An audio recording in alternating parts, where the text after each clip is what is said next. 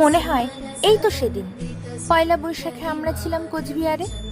নতুন বছর এসেছিল, কিন্তু মনে ছিল এক অদ্ভুত শূন্যতা। পরিবারকে ভীষণ মিস করছিলাম। আর আজ আবারও সেই দিন, তবে এবার আমি বাড়ির কাছাকাছি, আপনজনদের কাছে। তবু কোথাও যেন আর একটা পরিবার থেকে অনেক দূরে। পায়েসের গন্ধে, লুচির উষ্ণতায়, আলুর দমের মশলায় বারবার ভেসে উঠছিল কিছু চেনা মুখ, কিছু আপন ডাক। কোচবিহারের সেই দিনগুলো, দিদিরা যাদের জন্য রান্না করার ইচ্ছাটা বহু গুণ বেড়ে যেত। বনু, তোমার হাতের আলুর দমটা যেন আমার জন্যই তোলা থাকে, আর পায়েসের ভাগ হবে না কিন্তু।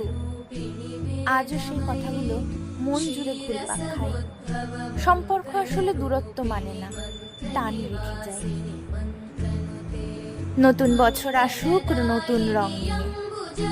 প্রতিটা দিন এক একটা নতুন খাতা, যেখানে আমরা নিজের মতো করে রং ছড়িয়ে দিতে পারি। সকলকে নববর্ষের এক রাশ শুভেচ্ছা।